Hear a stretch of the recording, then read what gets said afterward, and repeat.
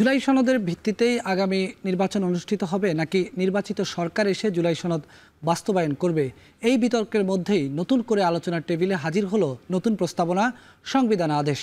আজকের ভোটে টেনে কথা বলবো এই প্রসঙ্গে। দর্শক, স্বাগত জানাচ্ছি নির্বাচন নিয়ে এখন টেলিভিশনের নিয়মিত আয়োজন ভোটের টেনে। পুরো এই আয়োজন জুড়ে আপনাদের সঙ্গে আছি আমি বেলায়েত হোসাইন।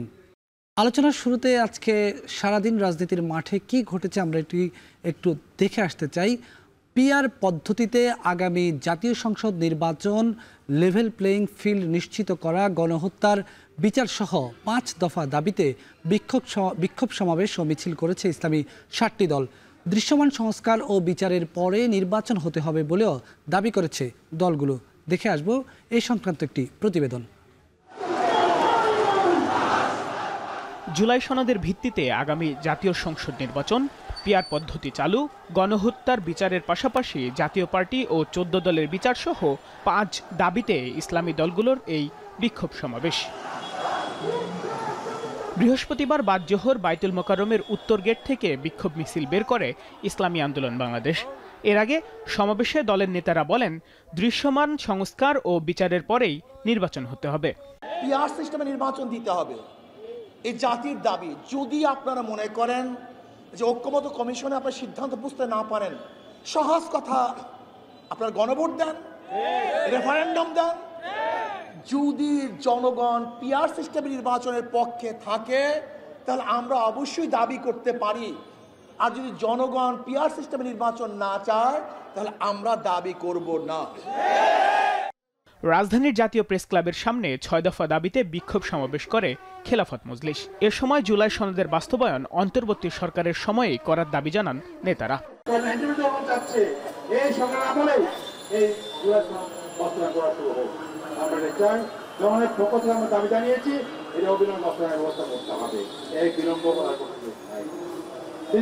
নির্বাচনের যে প্রশ্ন আসছে, নির্বাচন আমরা চাই 2025-26 ফেব্রুয়ারির মধ্যে করতে হবে।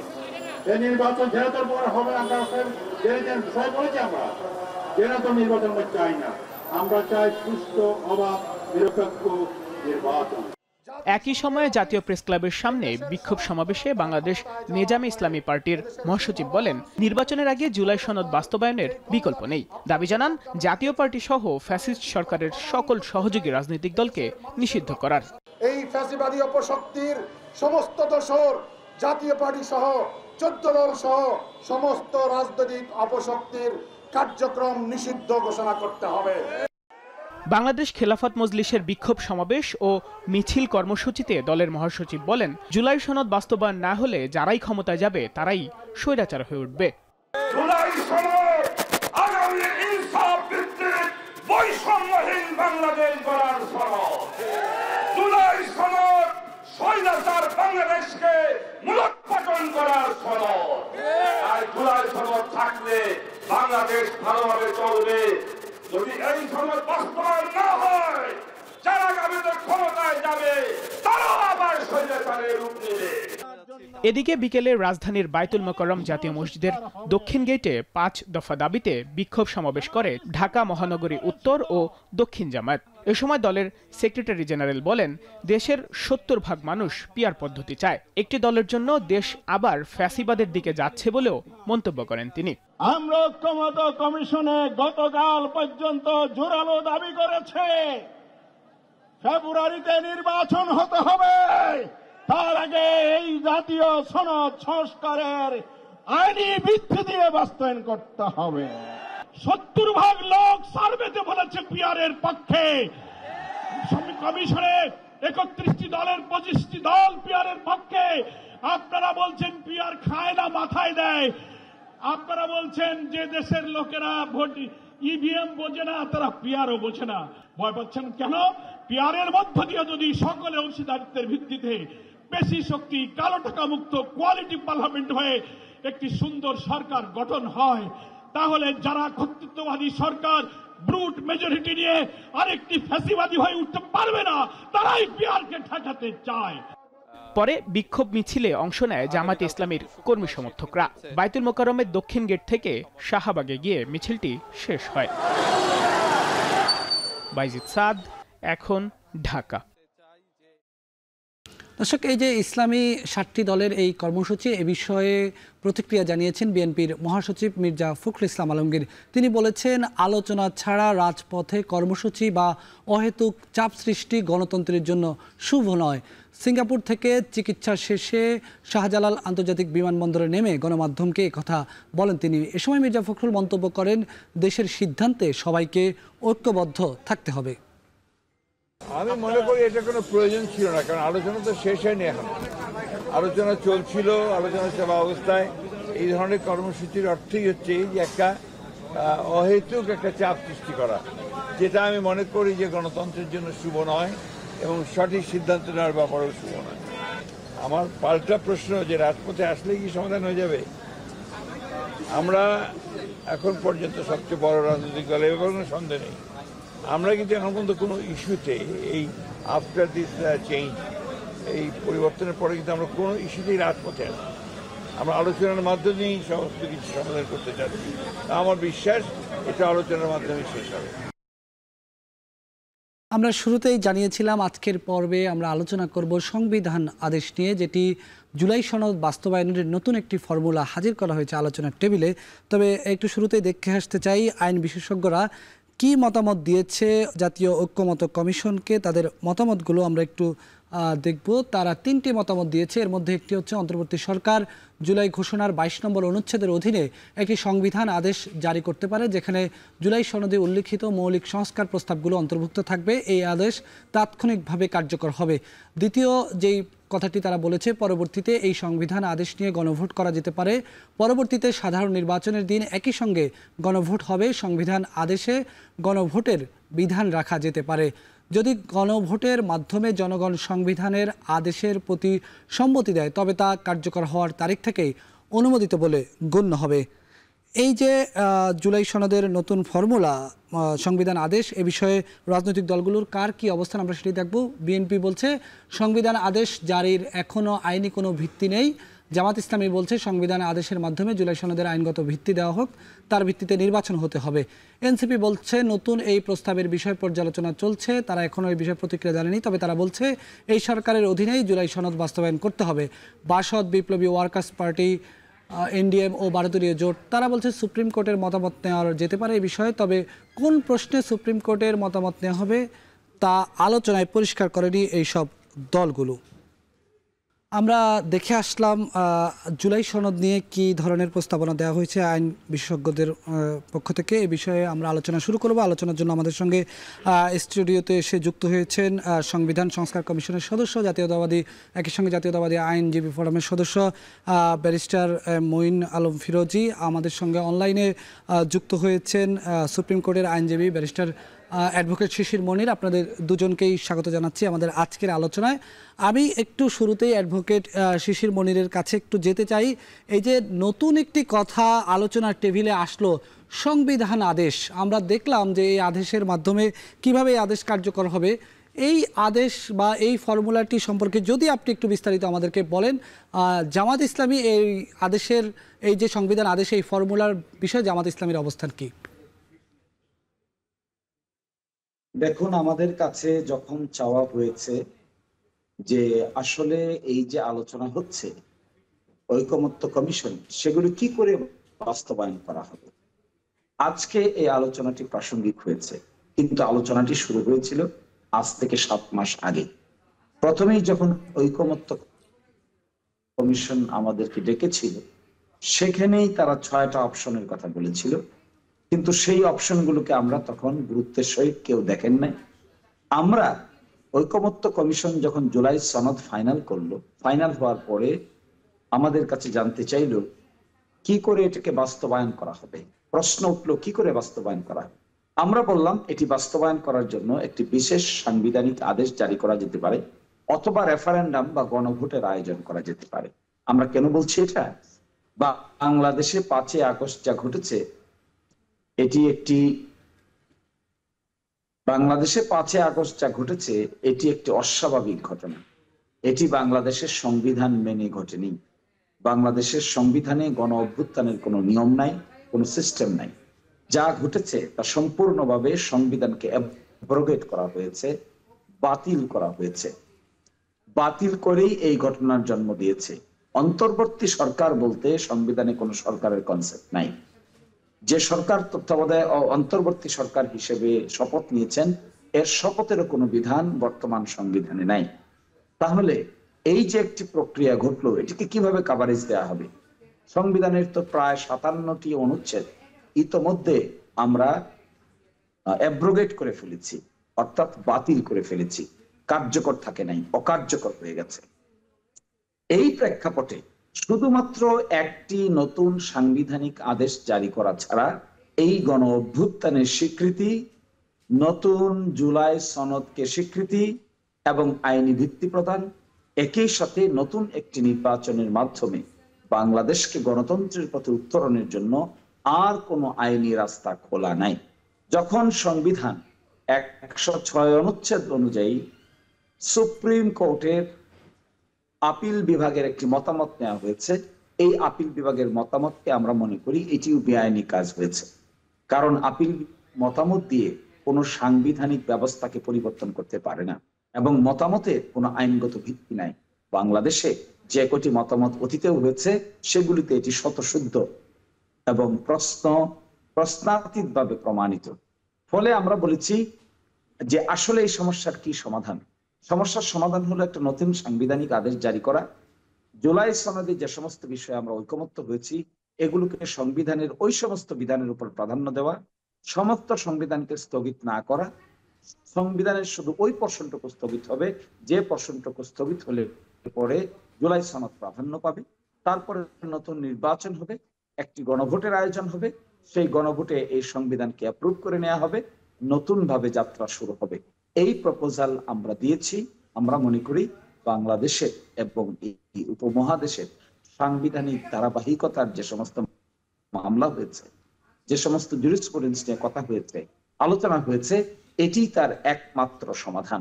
এর বাইরে যত সমাধানে যাওয়া হবে এগুলোতে বিতর্ক বাড়বে, ভবিষ্যতে রিস্ক বাড়বে, যারা জুলাই গণ অভ্যুত্থান করেছে তাদের প্রতি অসম্মান হবে, অশ্রদ্ধা হবে। একটা ইন্টারেস্টিং ব্যাপার, যারা বলছেন আমি ইন্টারেস্টিং ব্যাপারটা নিয়ে আপনার কাছে আমি আসবো অ্যাডভোকেট শিশির মনির। আমি একটু আপনার সহ আলোচক যিনি আছেন অ্যাডভোকেট ব্যারিস্টার মঈন ফিরোজী, আপনার কাছে একটু আসতে চাই।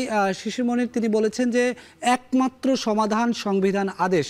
আপনারা কি বলবেন? এই যে নতুন করে একটি আলোচনার টেবিলে নতুন একটি ফর্মুলা হাজির হয়ে গেল, এই প্রসঙ্গে আপনি তো নিজেও সংবিধান সংস্কার কমিশনের সদস্য ছিলেন, বিএনপির অবস্থান কি বলবেন এ বিষয়ে? একটু ব্যাকগ্রাউন্ড সহ বললে ভালো হবে। আমরা যখন সংবিধান সংস্কার কমিশনে কাজ করেছি, আমাদের যে আলোচনার মধ্যে কি করে বাস্তবায়ন করা হবে সেই বিষয়ে আমরা কোনো রকম অপিনিয়ন দেইনি। আমরা এটা ছেড়ে দিয়েছি যে রাজনৈতিক প্রক্রিয়ার মাধ্যমে এটা সিদ্ধান্ত হবে। এখন আমার লার্নেড কলিগ যে পয়েন্টটা বলেছেন যে একমাত্র সমাধান, মেবি একমাত্র সমাধান ওনার বিবেচনার মধ্যে আছে, কিন্তু আপনি একটু যদি যে প্রপোজালটা ওনারা দিচ্ছেন এটার বিশ্লেষণটা না করলে এটার মূল তত্ত্বটা বোঝা ডিফিকাল্ট হবে। সাংবিধানিক আদেশ এরকম কোনো কিছুই সংবিধানে আছে? এরকম কোনো কিছু সংবিধানে সরাসরি নেই। সাংবিধানিক আদেশ যখন একটা যে কোনো বিষয়কে আইনি বৈধতার প্রশ্ন আসে, সেই ক্ষেত্রে আমরা কিন্তু মাঝে মাঝে রাজনৈতিক লেজিটিমেসি, পলিটিক্যাল লেজিটিমেসি আর যে লিগ্যালিটি, এই দুটোর মধ্যে মার্চ করে ফেলি। রাজনৈতিক বৈধতা সেখানে ডেফিনেটলি রেফারেন্ডাম বলেন, কনসেনসাস বলেন, এখন যে সনদ হবে এইগুলো সব রাজনৈতিক কনসেনসাসের অংশ। যখন লিগ্যালিটির প্রশ্ন আসবে, সবচেয়ে বড় যে প্রশ্নটা থাকে, ইজ দিস এনফোর্সেবল? এটা কি কোর্টে এনফোর্স করা যাবে কিনা? যদি এনফোর্স করা যায় তাহলে এটা লিগ্যাল বেসিস আছে। এখন আসেন সংবিধানে এই আদেশের বৈধতার সোর্সটা কি হতে পারে। সংবিধানে কি করে আপনি, যেমন উনি কনভিনিয়েন্টলি একটা জায়গা প্লেস করেছেন, সেটা হলো যে পার্টলি উনি স্থগিত করতে বলেছেন, পার্টলি চলমান থাকবে। কারণ হচ্ছে নাহলে বর্তমান যে কার্যক্রমগুলো হচ্ছে এর বৈধতা নিয়ে একটা প্রশ্ন আসতে পারে। এটা একটা কনভিনিয়েন্ট আইডিয়া। পার্টলি ইনএফেক্টিভ হয়েছে বিকজ অফ দ্য সার্কামস্টেন্সেস, এটা নিয়ে আমার দ্বিমত নেই, কিন্তু পার্টলি এটা স্থগিত হয়ে যায়নি বা এটা ইললেজিটিমেট হয়ে যায়নি, এটা এখনও আছে। যেটা হয়তো প্র্যাকটিক্যাল ইমপ্লিকেশনগুলো এটা দেয়া যাচ্ছে না। যখন আপনি লিগ্যালিটির প্রশ্নে কনস্টিটিউশন নিয়ে কথা বলছেন তখন আপনাকে এর সোর্সটা কনস্টিটিউশনের ভিতর থেকে আসতে হবে। এটা বাইরে থেকে কনস্টিটিউশনের উপরে চাপিয়ে দেওয়ার কোনো সুযোগ নেই। কনস্টিটিউশন আদেশ এরকম কোনো বিষয় কনস্টিটিউশনে যেহেতু নেই। কিন্তু লিগ্যালিটি আর লেজিটিমেট দুটো তো আলাদা বিষয়। পলিটিক্যাল লেজিটিমেসি আর লিগ্যালিটি সম্পূর্ণ ভিন্ন ধারণা। আমি যে পয়েন্টটা বলছি, যেমন আপনি ধরেন প্রেসিডেন্সিয়াল অর্ডার, আমাদের যখন 71-এর পরে মুজিবনগর সরকার গঠন হওয়ার পর থেকেই প্রেসিডেন্সিয়াল অর্ডারগুলো দেওয়া হয়েছে এবং পার্লামেন্ট না হওয়া পর্যন্ত 73 পর্যন্ত 72-এর কনস্টিটিউশন এগুলো সব কিছু প্রেসিডেন্সিয়াল অর্ডার দিয়ে হয়েছে। এই অর্ডারের ভিত্তিটা ছিল হচ্ছে কনস্টিটিউয়েন্ট অ্যাসেম্বলি এবং একটা সোর্স ছিল হচ্ছে মুজিবনগর এই সরকারের আইডিয়া। একটু আমাকে সময় দিন। এখন যদি আমি লিগ্যালিটির প্রশ্ন আসি তাহলে আমার সোর্সের কনস্টিটিউশন থেকে আসতে হবে। যদি পাবলিক পারসেপশন থেকে আমি সোর্স বলি সেটা পলিটিক্যাল লেজিটিমেসিতে চলে যাচ্ছে। আবার এই মার্চ এই জায়গাটা কি আইডেন্টিফাই করতে লিগ্যালিটি করতে চাচ্ছেন না লেজিটিমেট করতে চাচ্ছেন? লিগ্যালিটির প্রশ্ন যেহেতু ওনারা বলছেন যে কিভাবে এটা আইনগত ভিত্তি দেয়া যায়, আইনগত ভিত্তি মানেই তো একটা লিগ্যালিটির প্রশ্ন আসবে। সেই ক্ষেত্রে কনস্টিটিউশনে এমন কোনো অবজারভেশন নেই, কনস্টিটিউশনে কোনো প্রভিশন নেই যেখান থেকে আপনি সরাসরি এটা লিগ্যালিটি দিতে পারবেন।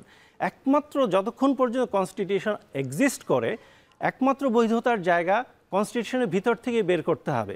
আপনি এটা কনস্টিটিউশন যখন পার্শিয়ালি অকার্যকর হলেও যতক্ষণ বৈধ আছে আপনি আর্টিকেল 142 এর বাইরে যাওয়ার স্কোপ নেই, সেখান থেকে আপনি কনস্টিটিউশন।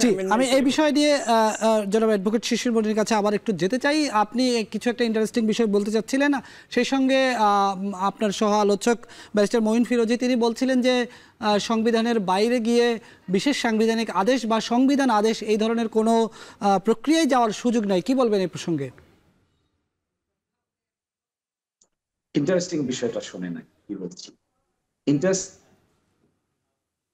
বিষয় হলো তারা আর্গুমেন্ট করছেন তারা নির্বাচন চান, আবার তারা নির্ভর করছেন যে 106 অনুচ্ছেদ অনুযায়ী সুপ্রিম কোর্টের যে মতামত তার উপর নির্ভর করে তারা রাষ্ট্র সরকার পরিচালনা করতে চান। তারা আর্গুমেন্ট করছেন যে বর্তমান সংবিধান অনুযায়ী এই সরকার গঠিত হয়েছে। এটি যদি তারা আর্গুমেন্ট করে থাকেন তারা কি দেখাতে পারবেন যে আগামীতে ফেব্রুয়ারি মাসে নির্বাচন হওয়ার কথা কোন আইনে বলা আছে, কোন বিধিতে বলা আছে, কোন মতামতে বলা আছে? তত্ত্বাবধায়ক সরকারের প্রধান উপদেষ্টার শপথ বাংলাদেশের সংবিধানের কোথায় আছে? এটি কি দেখাতে পারবেন? যদি দেখাতে না পারেন তাহলে সংবিধানের মধ্যে আছি এই আর্গুমেন্টটা তো সঠিক আর্গুমেন্ট, অ্যাকসেপ্টেবল আর্গুমেন্ট। তাহলে অ্যাকসেপ্টেবল আর্গুমেন্ট কি? এই সরকারের বৈধতার মূল প্রসঙ্গটি আসে জনগণের অভ্যুত্থান। এই জনগণের অভ্যুত্থান হলো people's power, solemn expression of the will of the people, জনগণের ইচ্ছার চরম বহিঃপ্রকাশ। এটা কোন দিন ঘটেছে? 5 আগস্ট ঘটেছে। 6 আগস্ট 7 আগস্ট তো সরকার ছিল না, 8 আগস্ট সন্ধ্যায় সরকার হয়েছে। তাহলে কি জনগণের ইচ্ছার বহিঃপ্রকাশ 6, 7 ঘটেনি? যে মতামতের ভিত্তিতে সরকার গঠিত হয়েছে ওনারা বলছেন সেটা তো 8 তারিখে। এখানে তো কোনো পিরিয়ডের কথা বলা নাই, কোনো নির্দিষ্ট সীমানার কথা বলা নাই, কিন্তু মাসের কথা বলা নাই, কিন্তু ইয়ারের কথা বলা নাই। এটাই হলো সবচেয়ে ইন্টারেস্টিং। একদিকে বলছেন সংবিধানের ভিতরে আছি, আরেকদিকে বলছেন যে নির্বাচন চাই। এটি তো এক ধরনের দ্বিচারিতা। আরেকটা খুব ইম্পর্টেন্ট কথা, আমি কেন কড়াকড়ি কথাগুলি বলছি বোঝার জন্য, আমি কিন্তু কাউকে হার্ট করার জন্য কিছু বলছি না। I do not want to hurt anybody personally, but the theory I am explaining এই জন্য বলছি। আমার লার্নেড ফ্রেন্ড জানতে চেয়েছেন সোর্সটা কি। সোর্সটা তো জনগণের ইচ্ছা। আমার লার্নেড ফ্রেন্ড কি মনে করেন না 5 তারিখে জনগণের ইচ্ছার বহিঃপ্রকাশ ঘটেছে? এই জনগণের ইচ্ছার বহিঃপ্রকাশিত আর্টিকেল 7 সংবিধানের অনুচ্ছেদ 7, এটাই তো পাওয়ার। এটাকেই বলে কনস্টিটিউয়েন্ট পাওয়ার। কনস্টিটিউয়েন্ট পাওয়ারের বলেই বর্তমান সরকার আছে, কনস্টিটিউয়েন্ট পাওয়ারের বলেই পরবর্তী নির্বাচন হবে, কনস্টিটিউয়েন্ট পাওয়ারের বলেই নতুন পার্লামেন্ট গঠিত হবে, কনস্টিটিউয়েন্ট পাওয়ারের বলেই নতুন নির্বাচন এগুলো অ্যাকসেপ্টেড।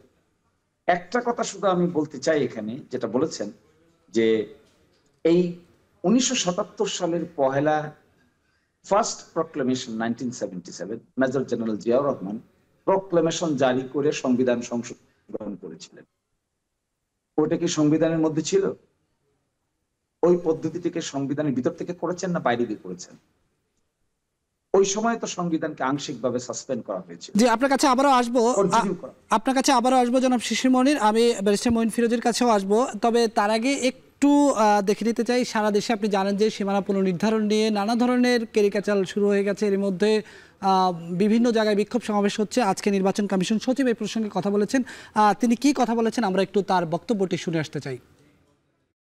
সীমানা নিয়ে আমার যতটুকু আমার খবর নিয়েছি 10টা রিট হয়েছে, 14টা সরি থ্যাংক ইউ, আজকে পর্যন্ত 14টা রিট হয়েছে বিভিন্ন জায়গা সম্পর্কে। এখন যেটা আদালতের এখতিয়ারাধীন বিষয়ে আমার মনে হয় যে কথা বলার এখতিয়ার, এটা সাবজুডিস হবে, আমার কথা বলার এখতিয়ার। আদালতে বিষয়টার প্রতি আমাদের যারা রিট করেছেন তারাও আদালতের প্রতি আস্থাশীল, আমরাও আদালতের প্রতি আস্থাশীল। কাজে সেইভাবে এই জিনিসটা আদালত থেকে সিদ্ধান্তটা আসুক, সেই পর্যন্ত আমাদেরকে একটু অপেক্ষা করতে হবে। 22টা দলের কার্যক্রম মোটামুটিভাবে যাচাই বাছাই করা আছে। মাননীয় প্রধান নির্বাচন কমিশনার মহোদয় আজকে সকালে ঢাকায় ফিরেছেন। আমরা আশা করছি যে আজকে তো হবে না, রোববার বা সোমবার নাগাদ আমরা এটাকে কমিশন মিটিংয়ে করে ফাইনালাইজ করে আপনাদেরকে জানাবো। আমরা শুনলাম নির্বাচন কমিশন সচিবের কথা। আমরা বিরতিতে যাব, তবে তার আগে ছোট্ট করে আপনার কাছে একটু জানতে চাই, যেটি জনাব শিশির মনির বলছিলেন যে আসলে এই যে গণ অভ্যুত্থান, এই যে আপনি নিজেও পলিটিক্যাল লেজিটিমেসির কথা বললেন, তাহলে সংবিধানে না থাকলে সেটাকে লেজিটিমেট করার কি আর কোনো উপায় নেই? আমরা কি আসলে সংবিধানের মধ্য দিয়েই আমাদেরকে যেতে হবে? যেই সংবিধানের বিরুদ্ধে আপনাদের একসময় অভিযোগ ছিল যে এই সংবিধান আওয়ামী লীগ সরকার তারা তাদের মতো ইচ্ছে মতো কাটাছেড়া করে তারা বানিয়েছে। আমি ওনার সাথে 106 নিয়ে দ্বিমত নেই, আমি ওনার সাথে একমত। বাট একটা জায়গায় দেখেন উনি যে পয়েন্টটা বলেছে ওটা কিন্তু সংবিধানের থেকে রেফার করেছে, এটা প্রিয়াম্বলেই আছে, solemn expression of the will of the people, এটা কিন্তু সংবিধান থেকে রেফার করা। বেসিক পয়েন্টটা কিন্তু আমরা এড়িয়ে যাচ্ছি। রাজনৈতিক বৈধতা আর আইনগত বৈধতা দুটো ভিন্ন বিষয়, এই দুটোকে একসাথে করে ফেলেই ঝামেলাটা হয়েছে। আমরা তো সনদটা সবাই মিলে একসাথে সনদটা সই করবে এবং এটা অঙ্গীকার করবে যে সনদ বাস্তবায়ন হবে। এখন বাস্তবায়ন প্রক্রিয়াতে গিয়ে সমস্যাটা হয়েছে। এখন আমাদের অবস্থান একদম পরিষ্কার যে সংবিধানের আলোকেই আমরা এগিয়ে চলছি। আমরা এটা একটা বলতে পারেন একদম টয়লেট জোন সিনারিও, যে আপনি একদিকে বলছি যে আমি সংবিধান মানি না, আবার বলছি সংবিধানের মধ্যেই সব কাজ করছি, এটাই বাস্তবতা। এই সিনারিওতে আপনি যখন লিগ্যালিটির প্রশ্ন আসবেন, কোনো কোর্ট সাংবিধানিক আদেশ যদি দেয়, কোনো কোর্ট এটাকে এনফোর্সেবল বলার সুযোগ নেই। এটা একটা পলিটিক্যাল কনসেনসাসের ডকুমেন্ট, পলিটিক্যাল কনসেনসাসের ডকুমেন্ট দিয়ে লিগ্যালিটি জাস্টিফাই করা যায় না, সেটা পলিটিক্যাল জাস্টিফিকেশন করা যায়। তো সেই ক্ষেত্রে 1990 সালে যে সমঝোতা হয়েছিল তিনটা দলের মধ্যে, পলিটিক্যাল কনসেনসাস, সেটাও লিগ্যাল ডকুমেন্ট না। তাহলে সংবিধান আদেশ কেন সেই পলিটিক্যাল কনসেনসাস? কোনো অসুবিধা নেই, সাংবিধানিক আদেশ যদি করেনও তার চেয়ে তো সবাই যখন সই করে সনদ সই করবে সেটাই তো বড় ডকুমেন্ট, সেটা তো কেউ ডিনাই করতে পারবে না আমি সই করিনি। জি, আমরা আলোচনা করবো আরো আপনার সঙ্গে আলোচনা করবো, দুজনে আমাদের সঙ্গে যুক্ত থাকবেন। তবে তার আগে নিচ্ছি ছোট্ট একটি বিরতির পর ফিরে এসে আমরা আবারও যুক্ত হব আলোচকদের সাথে। RICL TMX, যুগের পর যুগ স্থাপনা থাকে মজবুত। VRM প্রযুক্তির RICL TMX। স্বাগত আরেকবার, দেখছেন ভোটের ট্রেন। এই যে আমরা আলোচনা করছি সংবিধান আদেশ, জুলাই সনদ কিংবা আইনগত ভিত্তি নিয়ে, সাধারণ মানুষের মাথায় কতটুকু ঢুকছে এই সমস্ত জটিল জটিল বিষয়গুলো? কি ভাবছেন প্রান্তিক মানুষেরা? আমরা দেখে আসতে চাই, শুনতে চাই তাদের বক্তব্যগুলো। চট্টগ্রাম থেকে আমাদের সহকর্মী ফয়সাল করিম কথা বলেছেন প্রান্তিক মানুষের সঙ্গে। জুলাই সনদ বাস্তবায়নের প্রক্রিয়া নিয়ে রাজনৈতিক অঙ্গনে চলছে নানা আলোচনা, সমালোচনা, বিতর্ক।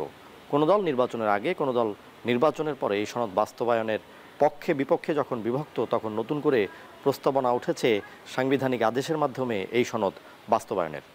রাজনৈতিক এই বিষয়টির সুরাহা নিয়ে কি ভাবছে সাধারণ মানুষ? জুলাইয়ের আকাঙ্ক্ষা বাস্তবায়নের জন্য অবশ্যই একটা ঘোষণা, একটা আইনগত ভিত্তির দরকার আছে, কিন্তু আইনগত ভিত্তিটা যেন দুর্বল না হয়। একটা সরকার নির্বাচিত হওয়ার পরে তারা তো জনগণের ভোট দ্বারা নির্বাচিত হবে, তাদের একটা ম্যান্ডেট আছে। ওই গভর্নমেন্ট যদি জুলাই সনদটাকে স্বীকৃতি দেয় বা গঠন করে, সেক্ষেত্রে সেটার গ্রহণযোগ্যতা বাড়বে। এটা হয়তো শুরুটা এখন হতে পারে, বাট এটার কার্যকারিতা বা বাস্তবায়নটা ধাপে ধাপে এভাবেই আগাবে বলে মনে করি। ভোটের যে কালচারটা চলে গিয়েছিল, এই কালচারটা যাতে ফিরে আসে, ফিরে আসার পর তারা যে জিনিসটুকু নিয়ে বেশি ভাবছে, এখন নিরাপত্তাটা বেশি ভাবছে, জীবনের নিরাপত্তা। নির্বাচনটা হয়ে গেলে ভালো হয়, জুলাই সনদ যদি বাস্তবায়ন করতে হয় এটাও নির্বাচিত একটা সরকারের প্রয়োজন আছে। এটা তত্ত্বাবধায়ক সরকার পারে না, কেন উনি তো সীমিত সময়ের জন্য আসে, উনি তো আর দীর্ঘস্থায়ীর জন্য আসে না। 3 জোটের রূপরেখা যেমন সময় মতো না হওয়ার কারণে, বাস্তবায়িত না হওয়ার কারণে পরবর্তীতে আবার স্বৈরাচারের জন্ম হয়েছিল। এখনও যদি জুলাই সনদ যথাসময়ে বাস্তবায়িত না হয় বা এটার জন্য পদক্ষেপ নেওয়া না হয়, তাহলে পরে নানান ছল চাতুরি বা ষড়যন্ত্রের ঘেরাখোলে পরে জুলাই সনদ বা জুলাই চেতনা ব্যাহত হয়ে যেতে পারে। সনদ, নির্বাচন কিংবা সাংবিধানিক সংস্কার যেভাবে বাস্তবায়িত হোক না কেন, দিন শেষে সাধারণের চাওয়া এই রাষ্ট্র যাতে জনগণের আকাঙ্ক্ষার অধিকারকে গুরুত্ব দেয়, নিশ্চিত করে সার্বভৌম, নিরাপদ ও সমৃদ্ধ বাংলাদেশের স্বপ্ন। আমাদের যাবতীয় বাহাস আর সিদ্ধান্তে এসব ইচ্ছের প্রতিফলন যদি না ঘটে, তবে দিন শেষে যে কোনো রাজনৈতিক সংস্কার বা পরিবর্তনই অর্থহীন হয়ে পড়বে। আমরা শুনছিলাম প্রান্তিক মানুষের কথা। ফিরতে চাই আলোচনায়। আমি জনাব অ্যাডভোকেট শিশির মনির কাছে আবারও একটু যেতে চাই। আমরা যেই সংবিধান আদেশের কথা নিয়ে আলোচনা করছি, যে প্রসঙ্গে আমরা আলোচনা করছি, আপনার কাছে আমার প্রশ্ন হচ্ছে, আমরা ধরে নিলাম সংবিধান আদেশ বা বিশেষ সাংবিধানিক আদেশের মাধ্যমে জুলাই সনদ বাস্তবায়ন করা হলো, কিন্তু এটি কি পরবর্তীতে তো আবার সংসদেও আবার এটিকে এন্ডোর্স করার প্রয়োজন পড়বে কিনা, নাকি গণভোটেই এটি সমাধান হয়ে যাবে? কোনো গণভোটের মাধ্যমে কি আইন প্রণয়নের কোনো অতীত ইতিহাস আছে কিনা, আপনি কি বলবেন এই প্রসঙ্গে? দেখুন, পরবর্তীতে কি কি প্রশ্ন উত্থাপন হবে আর তার সমাধানের জন্য কি করা উচিত, এটার জন্যই তো আমরা এই পদ্ধতি খুঁজতেছি। ক্লিয়ার কাট পদ্ধতি। 1 নম্বর, সাংবিধানিক আদেশ জারি হবে, জুলাই সনদের সঙ্গে সাংঘর্ষিক সংবিধানের বিধানগুলো স্থগিত থাকবে, এই ভিত্তিতে ফেব্রুয়ারিতে নির্বাচন হবে, সেটাও এই আদেশেই বলা থাকবে। পার্লামেন্টে 2টো ক্ষমতা থাকবে, একটা ক্ষমতা হলো নর্মাল পার্লামেন্ট, আরেকটা এই পার্লামেন্টটা হবে কনস্টিটিউয়েন্ট অ্যাসেম্বলি। এই কনস্টিটিউয়েন্ট অ্যাসেম্বলি 2 মাস, 3 মাস, 4 মাস সময়ে পার করবে। এই 2-3 মাস সময়ের ভিতরে নতুন সাংবিধানিক যে আদেশটা জারি হবে এটিকে আলোচনা করে রেটিফাই করে কনস্টিটিউয়েন্ট অ্যাসেম্বলির পার্টটুকু বিলুপ্ত হয়ে যাবে, আর নর্মাল যে সংসদ থাকবে সেটি ফাংশন করবে। এটা ক্লিয়ার কাট রোড ম্যাপ। এর বাইরে আমার লার্নেড ফ্রেন্ড যে কথা বলেছেন, আচ্ছা, 2টো ঘটনা ঘটেছে বাংলাদেশে। একটা হলো মার্শাল ল প্রক্লেমেশনের মাধ্যমে সংবিধানকে কাটাছিড়া করা হয়েছে, বিএনপি করেছে, সেটা শহীদ প্রেসিডেন্ট জিয়াউর রহমান করেছে। আর এখন প্রশ্ন উঠেছে গণ অভ্যুত্থানের মাধ্যমে স্পেশাল সাংবিধানিক আদেশ জারি করা যাবে কি না। আচ্ছা বলেন তো, মার্শাল ল প্রক্লেমেশনের মাধ্যমে সংবিধান যদি সংশোধন করতে তারা রাজি হয়ে থাকেন, গণ অভ্যুত্থানের পরে বিশেষ সাংবিধানিক আদেশ জারি করতে তারা রাজি নয় কেন?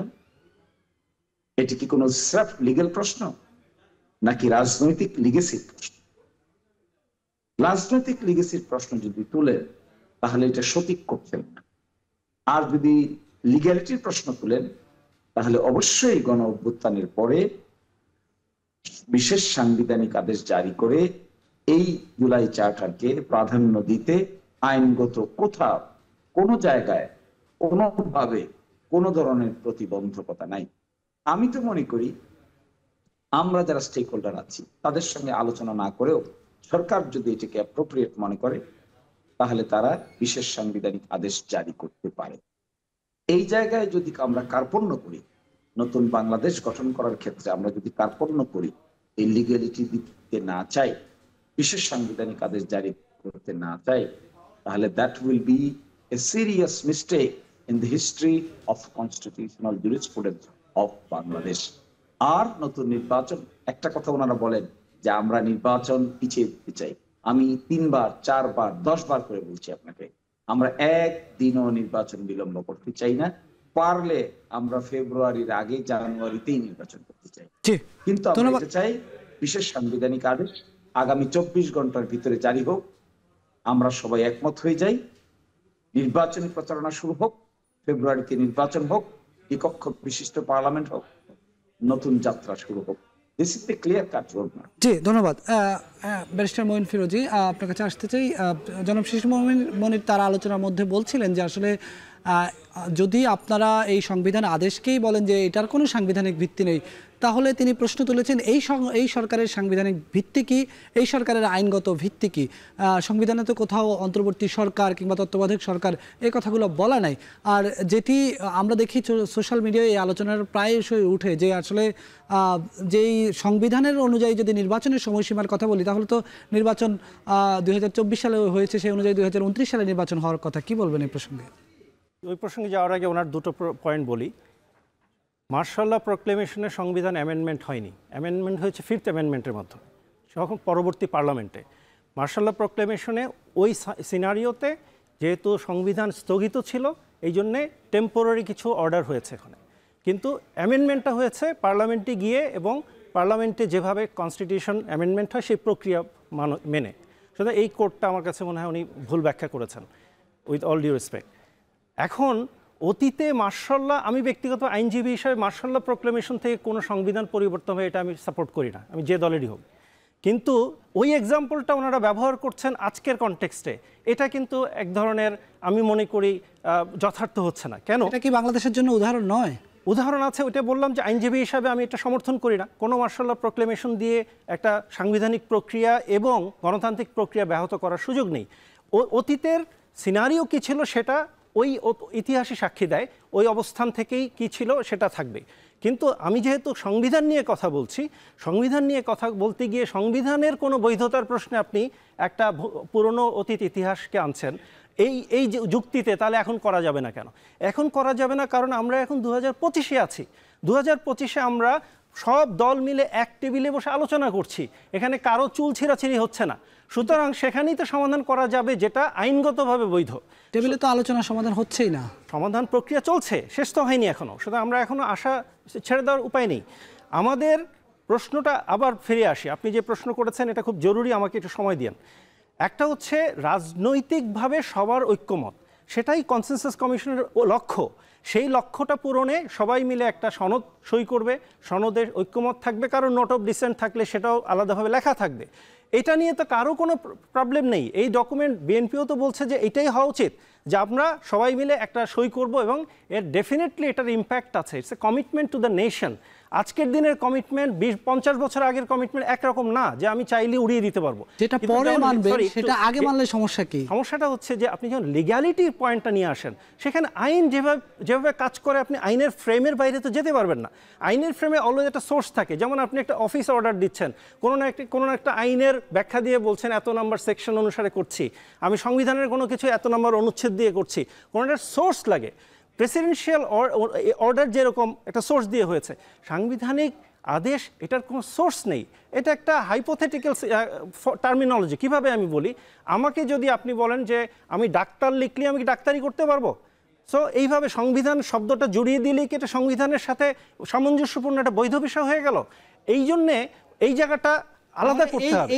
এই যে 24-এর যে গণ অভ্যুত্থান, এই অভ্যুত্থানের সোর্স কি? এই অভ্যুত্থান এখানে আসে, এই অভ্যুত্থানকে কিভাবে লেজিটিমেট করা হবে? সাংবিধানিক ডিসকাশন আছে, অত ডিটেইলে যাওয়ার সুযোগ নেই। আমি সংক্ষেপে এতটুকু বলবো যে কোনো রাষ্ট্রের একটা কন্টিনিউইটির ব্যাপার আছে। এই কন্টিনিউইটি তার সার্ভাইভাল, সভরেন্টি এবং এক্সিস্টেন্সের সাথে কানেক্টেড। আপনি যেরকম একটা প্রাণ যখন থাকে মানুষের, প্রাণ চলে গেলে তো মানুষ চলে যায়, কিন্তু আপনি যদি 10 দিন না খেয়ে থাকেন সেক্ষেত্রে কিন্তু আপনি স্টিল বাঁচবেন। এই ক্ষেত্রে যেহেতু রাষ্ট্র কাঠামো ভেঙে গেছে, ওই সময়ে ডক্ট্রিন অফ কন্টিনিউইটি একটা আইডিয়া আছে যে আপনি যে কোনো রাষ্ট্র তার অস্তিত্বের খাতিরে চলমান থাকতে হবে। সুতরাং ডক্টর মোহাম্মদ ইউনূসের যে গভর্নমেন্ট ফর্ম করেছে রাষ্ট্রের এক্সিস্টেন্সের সাথে কানেক্টেড, শুধু সংবিধান না, এটা একটা ফান্ডামেন্টাল মৌলিক ইস্যু। সেই ক্ষেত্রে ওনাদের বৈধতার সোর্সটা সবাই মিলে একটা ফ্রেমওয়ার্ক দাঁড় করিয়েছে। এর অনেক চুলচেরা বিশ্লেষণ ভবিষ্যতে হবে যে 106 নিয়ে ওনা একটা ইউজ করেছে, সংবিধানের ব্যবহার করেছে। আলোচনার একেবারেই শেষ পর্যায়ে চলে এসেছি। আমি শেষ প্রশ্নটি জনাব শিশির মনিরকে করতে চাই। অ্যাডভোকেট শিশির মনির, আপনার কাছে শেষ প্রশ্ন যে এখন এই যে আজকে ইসলামী 7টি দল যুগপৎ আন্দোলন করা শুরু করেছে রাজপথে, একদিকে আলোচনার টেবিলের কথাও বলা হচ্ছে, আবার রাজপথের আন্দোলন, এই দুটার সমন্বয় আসলে কিভাবে হবে? আর সমাধান কি বাংলাদেশের গন্তব্যই বা কি আগামী নির্বাচনের জুলাই সনদের গন্তব্য বা কি? আমি মনে করি জুলাই সনদের গন্তব্য ভালো হবে। রাজপথের আন্দোলন এক সময় থেমে যাবে, সবকিছু সঠিকভাবে নির্ধারিত হবে। আমরা সঠিক পথে অবলম্বন করতে পারবো বলে আমি প্রত্যাশী। আমার বন্ধুর একটা কথার জবাব দিই শুধু, তিনি বলেছেন আইনের ফ্রেমের বাইরে যেতে পারবেন না। গণ অভ্যুত্থান আইন মেনে হয়েছে? কোন আইন মেনে গণ অভ্যুত্থান হয়েছে? কোন আইনের ফ্রেমে গণ অভ্যুত্থান আছে? কোন আইনের ফ্রেমে গণ অভ্যুত্থান নাই তো। তাহলে আইনের ফ্রেমে থাকতে চাচ্ছি কেন আমরা? আইনের ফ্রেমটাকে নতুন করে গঠন করার জন্যই তো সংস্কার, এটার জন্যই তো কনস্টিটিউয়েন্ট অ্যাসেম্বলি, এটার জন্যই তো গণ অভ্যুত্থান। এখনো যদি আমরা সেই পূর্ণটা ধরে রাখতে চাই, তাহলে তো আমাদের এই গণ অভ্যুত্থানকে আমরা আন্ডারমাইন করছি। গণ অভ্যুত্থানকে আন্ডারমাইন করে যদি নতুন ব্যবস্থাপনার দিকে যাওয়া না যায়, তাহলে গণ অভ্যুত্থানের প্রতি অশ্রদ্ধা হবে, অসম্মান হবে। আর তিনি বলেছেন অ্যামেন্ডমেন্ট হয়নি, শহীদ প্রেসিডেন্ট জিয়াউর রহমানের আমলে মার্শাল্লার মাধ্যমে অ্যামেন্ডমেন্ট হয়নি, কথাটা মনে হয় সঠিক বলেননি। আমরা যে absolute faith and trust in the almighty Allah, আমরা যে একই সাথে দেখি হলো এখন আছে socialism meaning economic and social justice এবং রেফারেন্ডামের বিধান, এগুলো সবই আসছিল মার্শাল ল প্রক্লেমেশন নম্বর 1 1977 এর মাধ্যমে। এগুলো বাস্তবায়ন হয়ে গেছিল। বাস্তবায়ন করার পরে নতুন পার্লামেন্ট সেটিকে রেটিফাই করেছে। আমরা তো এখন তাই বলছি, জুলাই সনদ বাস্তবায়ন হয়ে যাবে, নতুন পার্লামেন্টে রেটিফাই হবে। অনেক অনেক ধন্যবাদ জনাব শিশিরমণি আপনাকে। একদম ছোট করে 30 সেকেন্ডে যদি শিশিরমণির কথার জবাবে কিছু বলতে চান।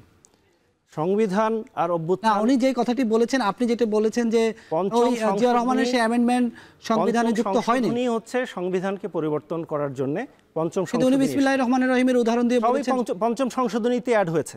সুতরাং পঞ্চম সংশোধনীটা হচ্ছে সংবিধানের কনটেক্সটে, ওটা হচ্ছে আইন। সুতরাং আপনি এর আগে যা কিছু থাকে, আমরা যখন একটা আইন তৈরি হওয়ার আগে অনেক ধাপ থাকতে পারে, কিন্তু যখন আইনটা হয় ওটার উপরে বেস করে রেফারেন্স দিয়ে বলেছেন যে বিসমিল্লাহির রহমানির রহিম সহ অনেক পঞ্চম সংশোধনীতে সবই এসছে। সংবিধানে যুক্ত হয়নি, প্রক্লেমেশনটা কি সংবিধানে ইনসার্ট করা হয়েছে, প্রক্লেমেশনটাই সংবিধানে ফিফথ অ্যামেন্ডমেন্টের মাধ্যমে সংবিধানে অ্যাড করা হয়েছে। সুতরাং আইনটা হচ্ছে পার্লামেন্ট যখন কনস্টিটিউশন অ্যামেন্ডমেন্ট করলো তখন এটা আইন হলো, এটাই হচ্ছে ইম্পর্টেন্ট। অনেক ধন্যবাদ আপনাদের দুজনকেই, অনেক ভালো আলোচনা হচ্ছিল। আরেকটু সময় দিতে পারলে আমাদেরও ভালো লাগতো। দর্শক, এ পর্যায়ে নিচ্ছে আরেকটি বিরতির পর ফিরে এসে আলোচনায় যুক্ত হব তৃণমূলের সঙ্গে।